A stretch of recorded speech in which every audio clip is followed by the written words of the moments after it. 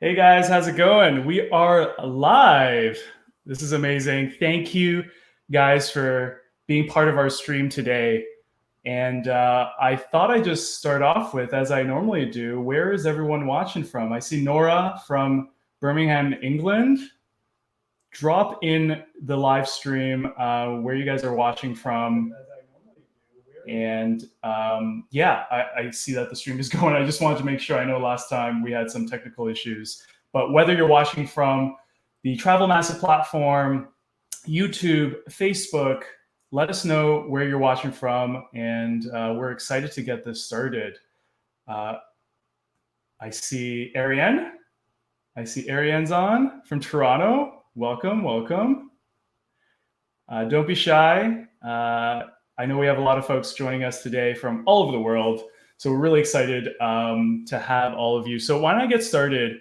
Today, I think is going to be just super insightful, especially as we're starting to turn a corner on the impacts of COVID on the travel industry. I think there's a lot to talk about in terms of the Canadian market, but even beyond, just looking at the global picture. What do things look like? And we're going to dive into all those details. For those that don't know, my name is Will, and I'm one of the co-organizers of Toronto Travel Massive, and also content creator behind Going Awesome Places.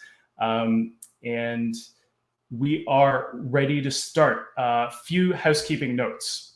As usual, we want to make this an open and organic conversation. We want to hear from you. So drop in your questions as they come up, as you're listening to the presentation.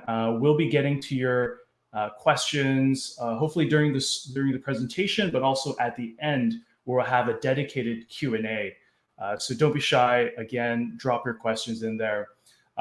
Recordings. I know that some of you may have to drop off during the hour that we have here, or maybe there's something that you picked up on and you want to revisit later on.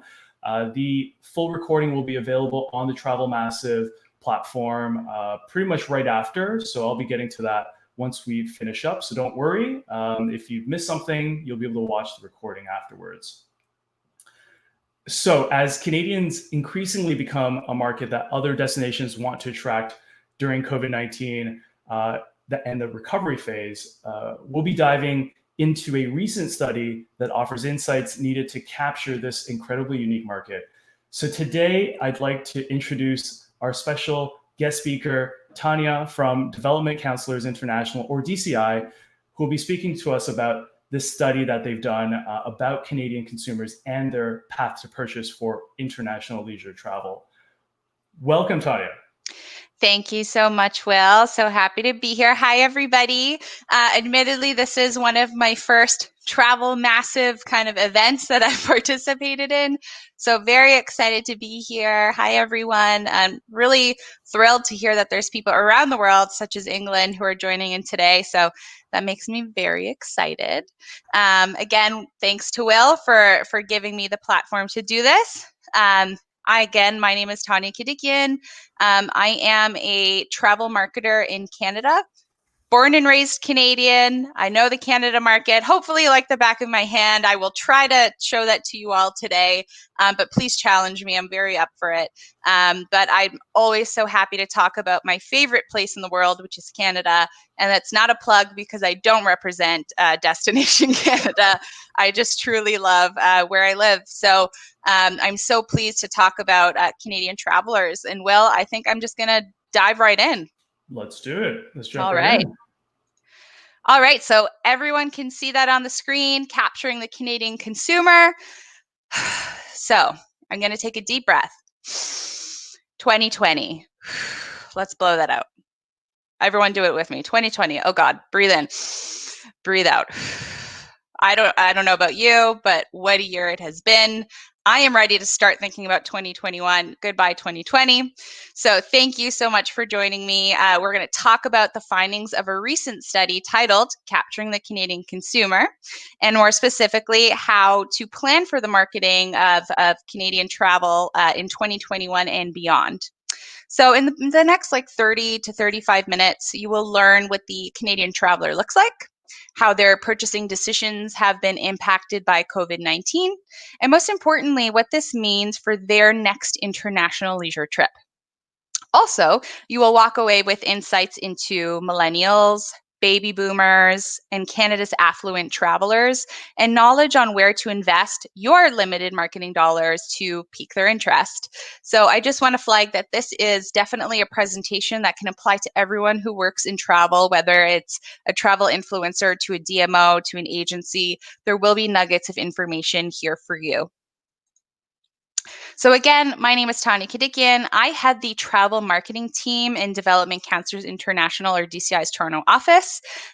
Will already explained that to you a moment ago, but if you're not familiar with DCI, we are a destination marketing firm. So we work with destinations around the world. Right now, this includes Barbados, Belize, and the islands of Tahiti. Our goal is to increase tourism arrivals to these destinations from Canada, but truly, our mission is to elevate the lives of people who are living, traveling, and working in the places that we represent. So, what does this mean for you then? Why are you listening today? Well, we help travel marketers or those in the travel industry to learn more about the behaviors and preferences of travelers globally in order to increase visitor arrivals, dispersal, visitor spend, within the destinations that we work with.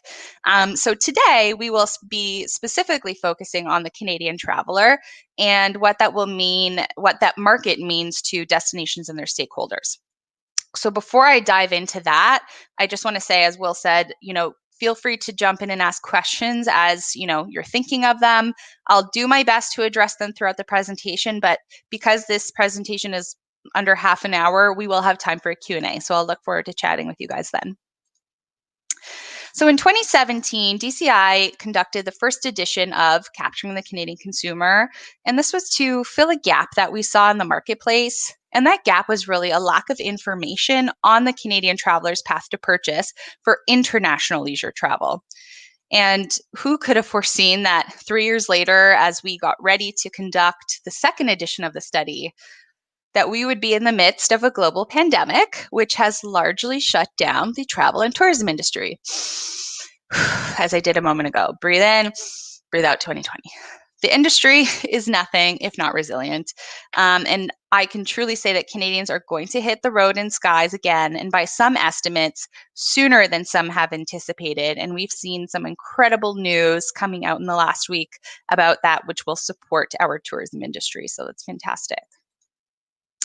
Well, leading up to 2020, the global travel industry experienced one of the strongest expansion cycles in its history. Many of the fundamentals in Canada behind that growth are difficult to disrupt, and that includes demographic trends and immigration patterns.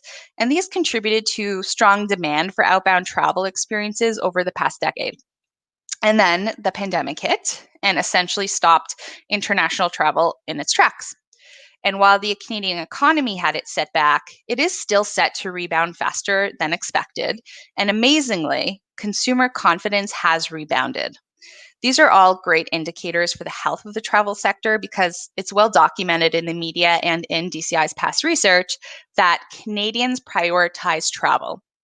And that is the message that you're going to see throughout the rest of my presentation. Canadians prioritize travel. And pre-pandemic, they did prioritize it over other purchases.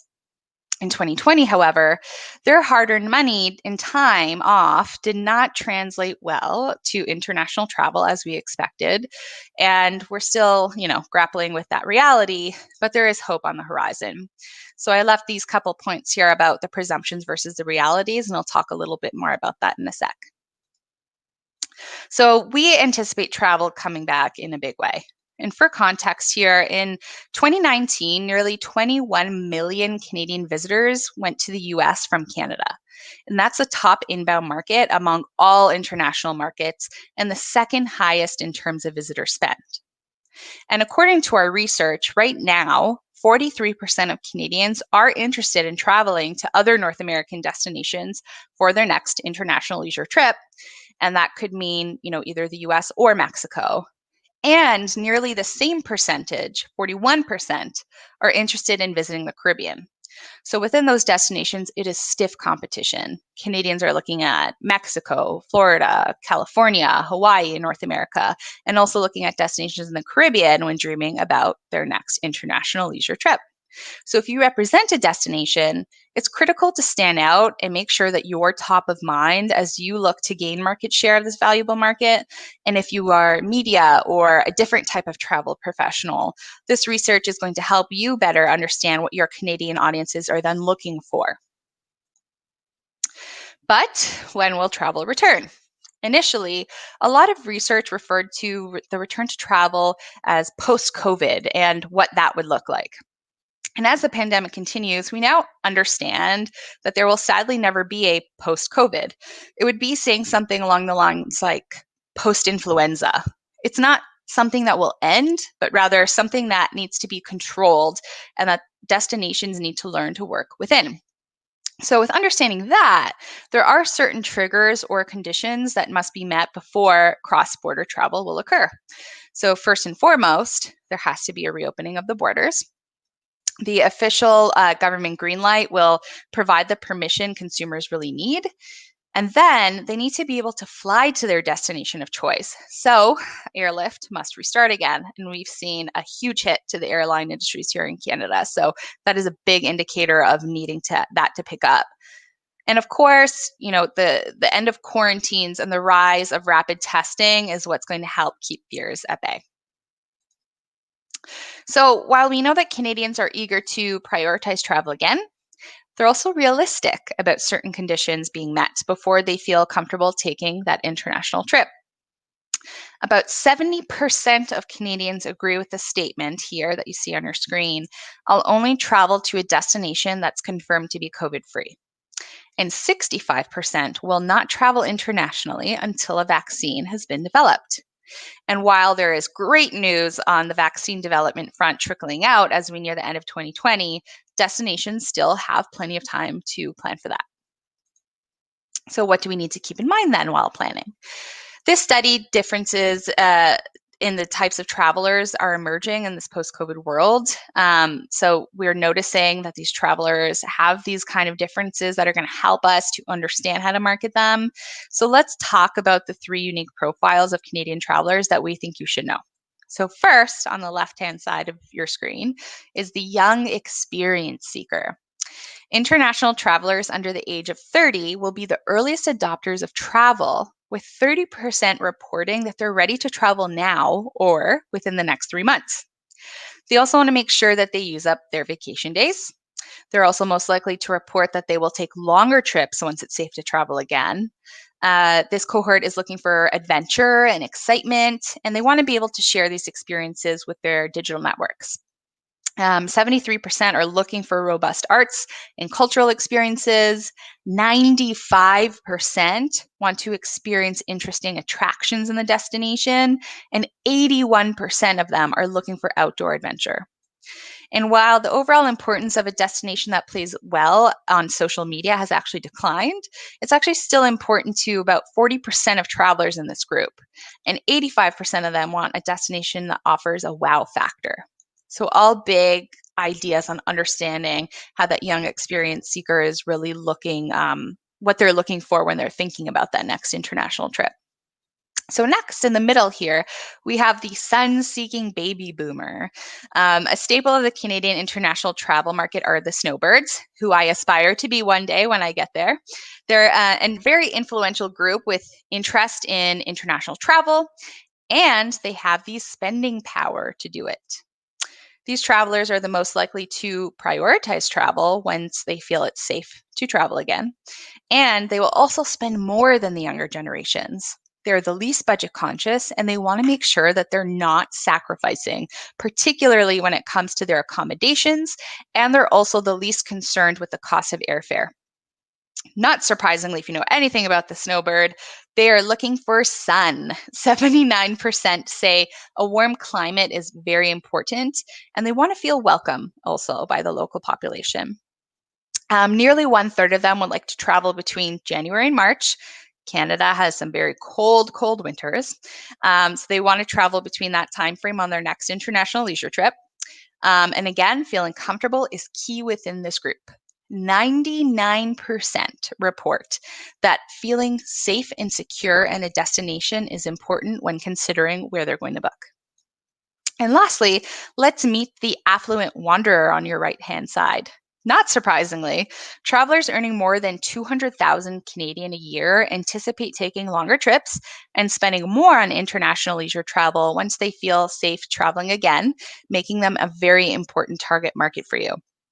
The underlying conditions needed to jumpstart travel again are the same as the general population. And the good news for those who have the sea, sun, and sand product is 61% of them are interested in that beach vacation.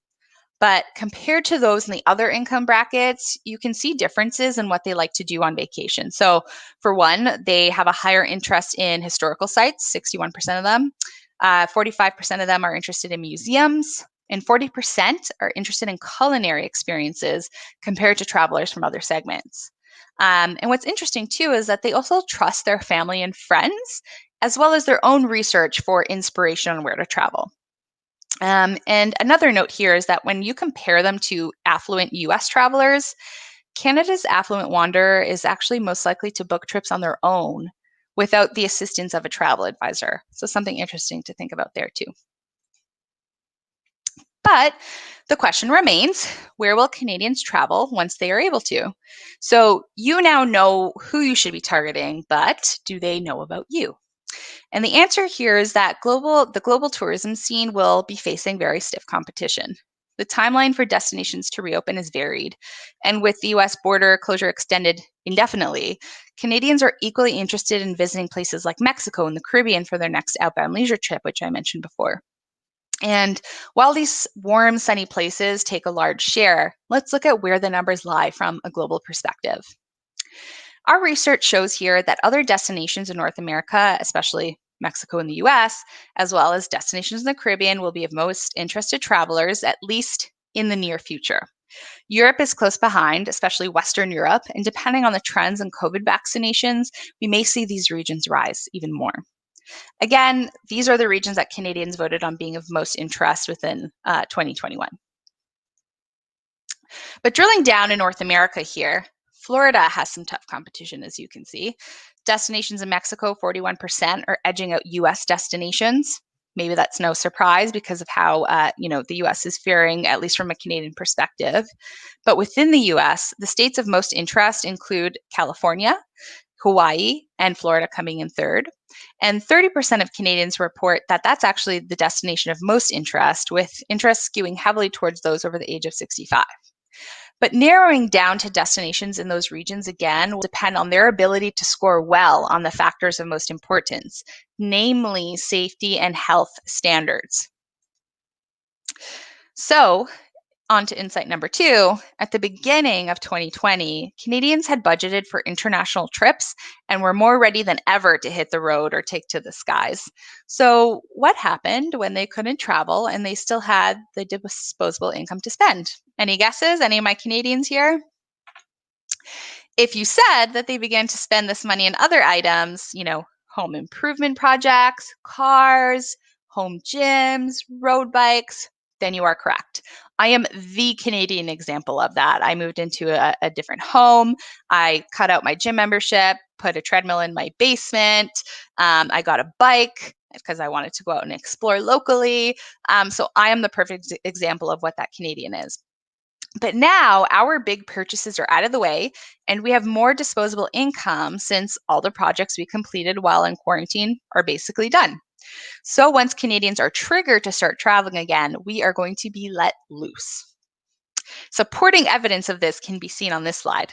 Using a 4-point scale, with 4 being strongly agree and 1 being strongly disagree, we asked Canadians, how much do you agree with the following statements that you see here? The results show respondents selecting a 3 agree or a 4 strongly agree. So the good news is that Canadians predict they will prioritize travel over other purchases. They will take longer international trips and they will spend more on international leisure vacations in this post COVID-19. They are very optimistic to return to the skies. They're very eager. And based on what they spent prior to the pandemic, they're likely to spend on average more than $4,000 per person on their next international vacation. So, taking the first insights into account, what will this mean again for you as a travel marketer? It means that when outbound travel returns, there is an opportunity for you and whichever platform you have or who you are to be able to sell longer, more expensive trips. So, whether you're a DMO or an influencer looking to partner with a hotel or a destination, use your offerings to your advantage.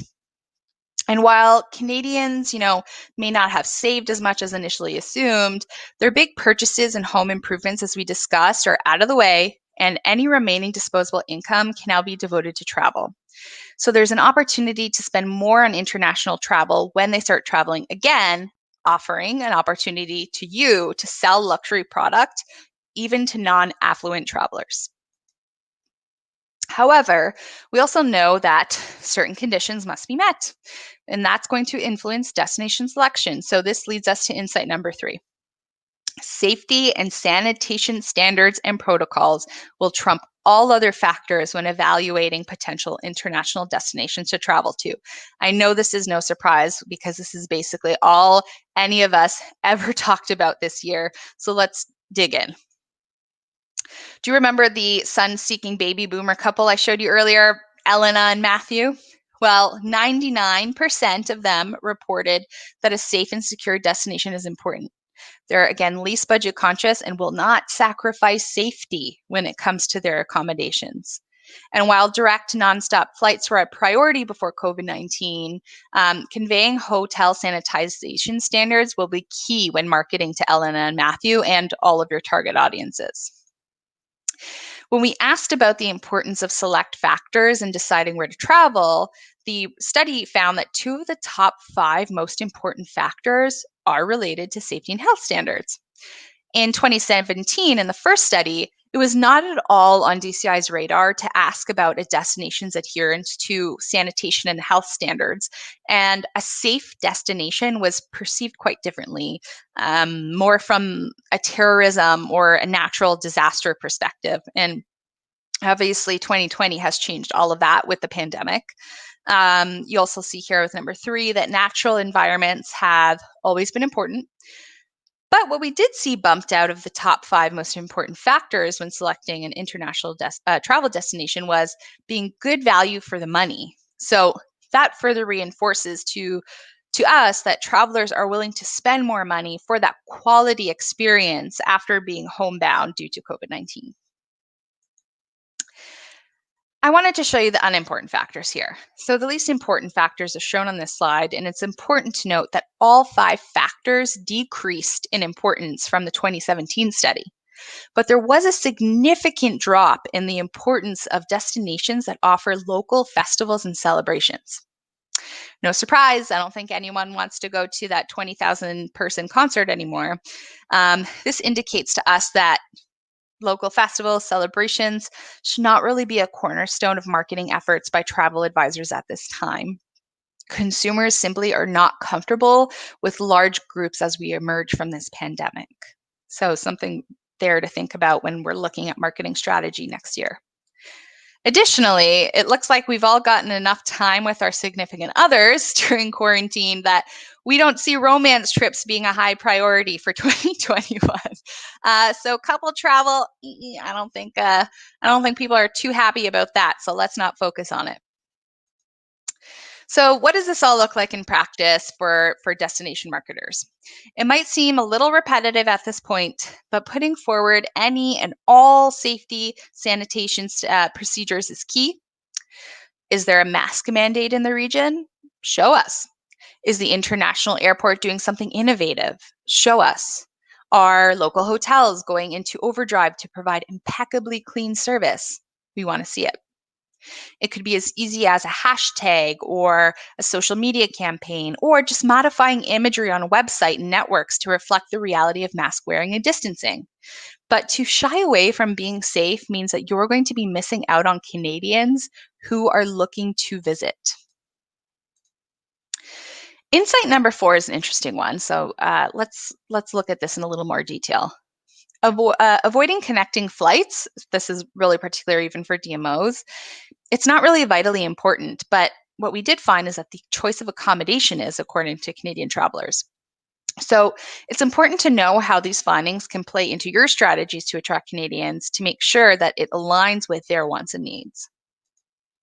Some 60% of respondents reported that they're willing to take a flight with one stop or transfer on their next international leisure trip. The percentage of respondents willing to take a flight with more than one leg is actually greater in provinces other than Ontario and Quebec. And that's not terribly surprising, as those provinces, Ontario and Quebec, offer the greatest airlift to begin with. But still, it is reassuring to know that, Canadians making a layover won't be something that will drive them away. So our travel, our airlift industry has been deeply impacted. But the thought of a direct flight, it's great, but Canadians won't be deterred if they have to take an additional stop. What was a bit more surprising, though, is where Canadians prefer to stay while they're on vacation, with the highest percentage reporting that they want to actually stay in a hotel or a motel or a resort. Anecdotally, at the start of the pandemic, it was presumed in the media and elsewhere that people would prefer private homes, such as Airbnb or VRBO, but that doesn't actually appear to be the case. Hotels have largely adapted to new realities, mimicking home share services. They've created contactless check-ins, offering limited interaction with front desk workers, and even keyless entries. So that's become more attractive. And more importantly, hotels and motels often have mandated global standards across all properties, which provides that level of reassurance to travelers that doesn't really exist with privately owned accommodations. So the takeaways are easy on this one. Don't presume that travelers won't visit destinations that require a connecting flight, particularly if they're traveling from provinces other than Ontario and Quebec. You can promote all the destinations as long as they're adhering to the safety and health standards that are required by the travelers. And while marketing yourself to those who may be connecting to reach you, also be sure that big brand properties are highlighted. So don't go for the hidden, one of a kind local experience in some rural corner of somewhere in the world, not for Canadians right now, at least. They know what they want in terms of their accommodations, so make sure they know that they can get it. Now to insight number 5. While we have seen a lot of changes on the Canadian traveler's path to purchase, we've also seen some welcome consistencies. Canadians really haven't wavered that much when it comes to what they want to do and who they want to do it with. For instance, we know who Canadians want to travel with, and as a bit of a surprise, it's still their families. Quarantining hasn't actually dimmed Canadians' willingness to spend time with their families, since 50% of consumers plan to travel with their family on their next big trip. So, not really the romance aspect of this, but more of the family with the kids, the grandparents. That's become that multi-gen travel is something that's of interest. And when it comes to what they want to experience in a destination, just as we found in our 2017 study, the top 3 experiences that people are likely to engage in on their next international trip are, as you see here, beaches, historical sites, and outdoor recreation. In fact, beaches and outdoor recreation were reported at statistically higher levels than in 2017. This indicates that travelers are looking for activities which allow for social distancing. I mean, this is a win for where beaches are not in short supply. So I don't want to, diminish the fact that there are destinations here that don't maybe have that beach experience, but the other ones can be certainly helpful. Horseback riding, paddle boarding, snorkeling, these are activities that are appealing to Canadians. They're part of the outdoor experience, but that's not all you can do in the outdoors, especially if you have that jungle kind of experience. And, if you can tie in history and culture, that's really what's going to further sweeten the deal for Canadians looking to book their next trip. Where are you less likely to find outbound Canadians? On a cruise. Unfortunately, it will take a long time for the confidence in the cruise industry to be restored. 65% of respondents report that they're not at all interested in taking a cruise on their next international leisure trip. Canadians over the age of 65 showed the greatest interest in cruising currently.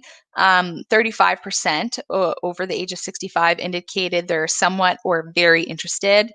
And of those, a little over half report that they're interested in taking a mainstream cruise ship. So, sad to say, the cruise industry has some work to do. It will be quite some time before the cruise tourism sees a return to pre-COVID numbers. So, what is my advice to you with all these insights? We know images inspire travelers, so focus on the images that matter, whether it's families, beaches, families on beaches. This is what Canadians need to see to make the leap and visit. Make sure you're doubling down on outdoor experiences and historical offerings that will appeal to Canadians. It's easy to forget that there's so much to do beyond the iconic beaches. But while I've been plugging beach experiences throughout the presentation, the data that I shared on historical sites and outdoor recreation is equally as important and can benefit those who don't have too much sea, sun, and sand on hand. And it's also not the time to promote large scale events or romantic escapes. But as the situation evolves, we'll be able to return to these things. However, if you're looking to capture Canadians now, it's best to just focus on what they want. This is my final insight for you today. DCI's point of view pre-COVID was that Canada should be treated like 3 different markets because there were 3 distinct travel preferences that reigned in each of these areas. And here you see on the screen on the left, Western Canada, British Columbia and Alberta had their own types of travel experiences that they were interested versus those on the east, like Ontario, who had their own set, and then Quebec, a lot of French Canadian consumers being there, had their own set of experiences. But we found that COVID has actually evened out these differences that we once saw amongst consumers in each province. You can see here that there are now more similarities than before, and this is going to be particularly helpful when all you're trying to do is more with less. For example, when we break out the data into provinces, we see that these similarities between consumers in each province that we discussed previously. So the percentages are on the screen here. Consumers in each province consider a destination's safety and sanitation standards and the presence of quality accommodations to be the most important factors on deciding where to travel next. So there is therefore no need to change strategies for different provinces. Keeping those two in mind is what's really important. A similar phenomenon occurs when we study the sources of travel inspiration among Canadians. We see that family and friends, alongside a basic internet search, are the most popular. Online reviews, think TripAdvisor, for example, also top the list. So the pandemic has not dimmed Canadians' love of dreaming about their next trip, so they're definitely open to being inspired. And that inspiration is most likely to come from family and friends, our good friend Google, and online travel reviews. And while there isn't a ton you can do to maximize friends and family referrals, you can perfect your ability to woo travelers online. And I am sure that everyone listening today is at some level a digital marketing expert. So I'm not going to patronize you here. But the internet is an aggregator. So you need to build and maintain an online presence. And this is through earned and paid media. And you can do this all while deploying a strong search engine optimization strategy. And we also see that the top 3 sources of travel inspiration are the same among the provinces, despite actually some variation in Quebec. Residents in Quebec trusted online sources over family and friend recommendations, so it's different than the others. We're not quite sure what that says about our family and friends in Quebec, but it does tell you a bit about how to allocate your marketing budget for that specific province. Overall, this will position you to get your brand in the same way and the same kind of messaging across the provinces. And while Canadians are certainly not the same on a basic level, in the new normal, there is less nuance to address than we might observe being outside of the pandemic.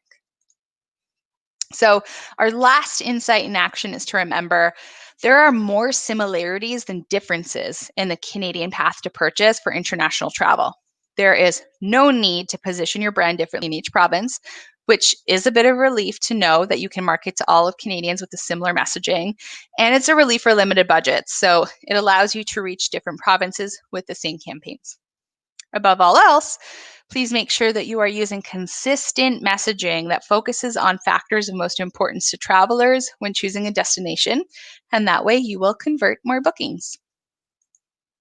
We just offered a lot of insights and recommendations for the Canadian market. And while this info is hot off the press and no one destination has really seen success just yet, given the conditions over the last few months, we do want to call out a couple of destinations that have created and launched programs within the Canadian market as a result of COVID-19 and who have received positive accolades from trade and media in Canada. So Belize here on the left is a great example, the safe medal you see. The tourism board and government created and facilitated all inspections of all destination suppliers and launched this program, the Gold Tourism Health and Safety Certification Program, along with creating a safety corridor in the destination for inbound international visitors. Another example you see here is Tulsa. They leverage funds from the CARES Act in the US. Visit Tulsa is actually promoting safety measures that the local government, local attractions, hotels, and businesses are taking in order to ensure the safety of residents and visitors. So that's just two of the examples you see here. So that brings us to the end of today's presentation. I do hope that these insights and the data behind them can help you work to keep your brand top of mind for Canadians as we begin looking to plan for our next international trip. The potential is there. It just requires an informed strategy to move forward. So if you are interested or you know someone who's interested in learning more about how Canadians will purchase travel as we emerge from the COVID-19 pandemic, you can feel free to send them this link that you see here on the screen to the study. It's currently on sale on the DCI website for $450 US. You can also email me, Tanya Kadikian, again, and I will give you a 20% off code for your participation today in this webinar. So thank you for joining me. That's a little holiday gift to you. We are certain that you'll walk away with ample insights to help you prepare for a return to international travel in 2021. I'm feeling quite optimistic. I hope you are too. So thank you again for the opportunity to speak with you. My email is there if you want to email me with any questions. But Will, I do believe we have some time for a Q&A, so I would love to chat. Yeah, absolutely. First of all, thank you for the incredible insights you've been able to go through. And I certainly took a lot of notes as I've been kind of sharing with the live stream, just all the little tidbits and things that, some didn't surprise me, but also some other things were certainly a surprise for me. So thank you for that. Okay, so why don't we jump in? First of all, if you guys have any questions for us based on the report, comments, thoughts, drop them into wherever you're watching this, whether it's Facebook, YouTube, or on the Travel Massive platform. But first, I guess I have a bit of a question. In terms of the research study, how is it conducted? Based on things like I'm wondering about the selection of respondents, the methodology. You don't have to go into all the scientific detail, but how was it actually done? Yeah, sure. No, I'd love to. I was not the person who did it. I am not a research scientist by any means, but DCI has a president of research here, and her name is Robin Dahmer. She's fantastic. And her team conducted this study. They took a sample. I'm trying to think of the exact number, but it's around 3,000, I believe, Canadians, and sent them the survey of several questions. And then Robin and her team received the information back this year while COVID, we were deep into COVID. This happened in I think end of summer. And she took a look at the research and found a lot of these themes that emerged, whether they were kind of the same from the 2017 study, or took a look at a lot of the pandemic related things that we would not have foreseen in the last study, and was able to make a lot of, develop a lot of themes around that. And then my team, the marketing team, looked at a lot of the different insights that we gained from it. And we share the different types of insights depending on the audience that we're speaking to. Obviously, the report has much more in-depth detail than what I shared today, but I just wanted to make sure that I shared what made the most sense for, the Travel Massive audience. For our audience here, yeah. No, that makes a lot of sense. Yeah. I'm wondering for, let's say, some of the smaller local businesses, whether it's Ontario or internationally as well, what kind of action should they look to take away from this? Thinking about the Canadian traveler. Yeah. Yeah, I'm happy to look at that.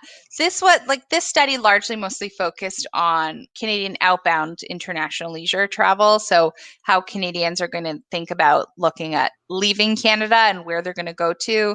And for those local companies, those businesses like restaurants, et cetera, hotels, and a lot of those international destinations, they really do need the support of either their governments or their tourism boards, but where that it's difficult to do something like that, they really do need to rely on their own resources, regardless of how limited it is, to get out there, to get their name out there. And as I said, it needs to be done online. um, there is earned and paid strategy. Obviously, people have very limited marketing dollars during this time, especially if you're really small and local. But thinking about what you can do to deploy something like that would be really important. And I mean, if you're not online yet, you need to get online. You need to have a website, you need to have social media presence. And if there's a way that you can partner with other local businesses, whether it's other restaurants or other hotels, and finding a way to, create packages or something that can attract those like Canadians to you, that's what's going to be really important as part of your recovery. Awesome. And you brought up some really interesting kind of differences between Canadian travelers and other markets. Were there any other insights I'm curious about, like between like Canadians, Americans, or Canadians and Europeans that might have popped up, or just interesting tidbits you've learned from these past couple of months?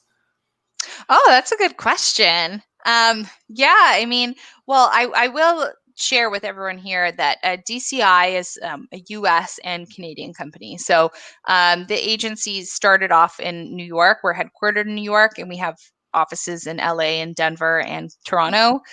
So a lot of our research is also focused on the US and Canadian consumer, this obviously being mostly on Canada. So that's why I was able to get into some a little more of those US insights, like the comparison of how affluent US travelers book versus Canadians. And again, US affluent travelers are more likely to book with a travel agent than Canadians are, which is Yeah. interesting. Yes, We definitely. rely on our own research, I guess. But yeah, the study doesn't actually have the insights on comparatively to like a European traveler. Okay. Okay. No, Mhm. I was just curious. Yeah, because you dropped that tidbit there, and I was like, oh, that's really interesting. I didn't really think about that. And that's why the research was conducted, because we found that we had so much information on US travelers. We found globally in the tourism industry that we were hearing so much from the UK, from Australia, different destinations, that there wasn't any research. There was that gap for Canada. So we wanted to be able to, own that and be able to find some more research for the industry on it. No, that's incredible. Yeah, often, yeah, we're definitely not given as much attention as other markets. So I think this is really important. I was also wondering, we talked about travelers in 2021 interested in travel for sure, as things kind of come around. But was there some insight around the other challenge economically with some travelers? Yes, some are definitely willing to spend more, but also the industry might be hampered a little because of people potentially have losing jobs and like not being able to spend on travel, like kind of a balance of the two, which is interesting as we look into kind of the different groups of travelers. Yeah, I mean those segments are definitely out there. People who have lost their jobs or unable to travel for whatever reasons, just financially, it's not working out for them. Which of course that exists, and we're seeing it more this year than ever. But what we did kind of focus on was a lot of the research also comes from the Canadian Conference Board, or the Conference Board of Canada, which actually showed that consumer confidence has grown economically, that our economy is growing despite the circumstances. And also, what we found with our research is the kind of cohorts were developed, the three that I shared, based on those that you should be targeting. So, of course, there are those who likely won't be traveling next year, and will take some time for them to save some money to have that next international trip.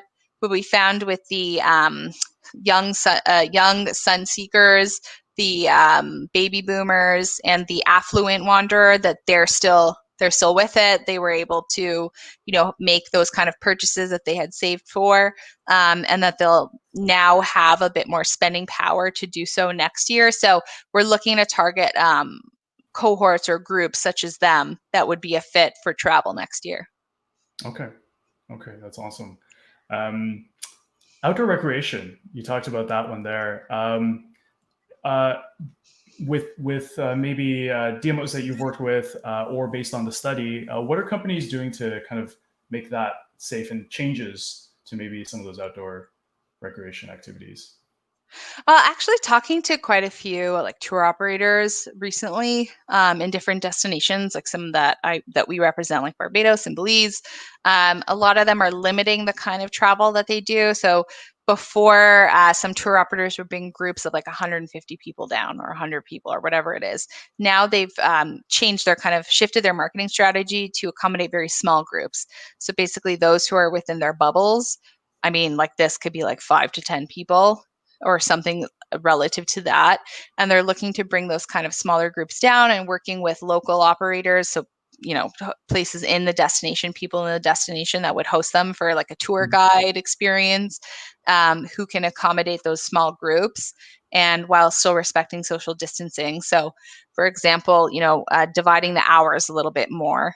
So if a group tour is from 1 to 2, instead of the next group at 2 o'clock starting, they'd start maybe at 3. So there's enough time to clean and sanitize everything and prepare for the next group. So kind of that the model has shifted to larger groups, to being very small. And that is one, because it helps people on the ground to be able to track better and sanitize at a safer rate, while also too being conscious of what that consumer wants. They're not going to join a group. They're not interested in joining a group or being part of large groups anymore. They really want to stick within their bubble, and that could easily just be like a family with grandparents, parents, and kids. Yeah, that was my thought as well. That's with the Mm-hmm. direction of a lot of these outdoor activities we're headed towards, or even Mm-hmm. whether outdoors or indoors, that would be a pretty Yeah, big impact. it definitely goes both ways, but they're definitely finding that it's the outdoor experiences. People want to be either in the water, or they want to be in the jungle, or they want to be, on a historical site somewhere outside, where they're finding that kids are interested in things that their grandparents are interested in, like hiking or birding. And so it's kind of changed that travel product experience to accommodate outdoors for everyone in your group. Was there anything in the report that really surprised you, like the most surprising thing that you found? There was quite a bit. I was surprised about the different lack of differences in Canadians. So, I mean, in the last few years with DCI, we really, really heavily shared with our clients that Canada is not one market technically. We argue that it's always been divided into 3 markets. Western Canadian behavior is very different than Eastern Canadian behavior. English Canada is very different than French Canada in terms of their travel preferences, at least. That's what I'm speaking to. And the fact that we found that a lot of that the majority of travelers who responded to this, because there are cohorts in across Canada that were interviewed, they all want the same things. So their behaviors really changed. And it's interesting that we can actually call Canada one market right now, instead of deploying, a strategy for Ontario versus BC. That now I can say that we're actually looking to do a lot of the same things for both provinces. Yeah, no, that was definitely a surprise there. Initially, I thought, when I kind of read the large headlines, I thought, okay, maybe there are still some differences, but that was a surprise for me as well. That There is technically, the one that we found is that French, or sorry, I should stop referring to Quebec. They the way they look for travel is a bit different than anywhere else. So everywhere else, the top sources of inspiration are family and friends. But in Quebec, that wasn't the case. Family and friends wasn't really on the list. It was online reviews and agents that were important to them. yeah, that was the big one that you noted there, and that kind of leads to kind of the SEO strategy being very important. You alluded to that there. Do you find that a lot of destinations are as they should be, really focusing on digital this year and also for next year as well? It's definitely shifted to that. Yes. So all destinations are listening to their agencies and audiences, and understanding that people are online more than ever. They're searching online more than ever, and having that digital presence is so important. And getting yourself in amongst all the noise is very important. And so for so long, a lot of destinations or marketers still relied quite heavily on earned media, which will always exist and is important, but recognizing that there is that paid strategy component for at least digitally that really needs to be addressed and implemented as part of your overall strategy moving forward due to COVID-19 and just the shift to being online is now being more understood and accepted amongst DMOs, which is what we've noticed. Yeah, no, I think that that's going to be a huge change. It was the kind of the evolution of that has definitely already started, but this really accelerated kind of the need to be more ever present digitally, and to use that channel in new ways and reach new target markets as well. Yes. Okay. Well, thank you for answering all these questions and doing the Q&A. One thing that, of course, we wanted to get to was really the giveaway. We're actually giving away one full report. So what will they be winning exactly? They are going to be winning a free copy of the DCI study Capturing the Canadian Consumer, the 2020 edition. So I did mention that it's on sale. You'll get 20% off, but someone actually won a free copy today. So we basically took all the attendees and we kind of randomly picked a winner. And so the winner is, wish we had a huge crowd to do the drum roll there. But the winner is actually Lewa Ang from the Ontario Tourism.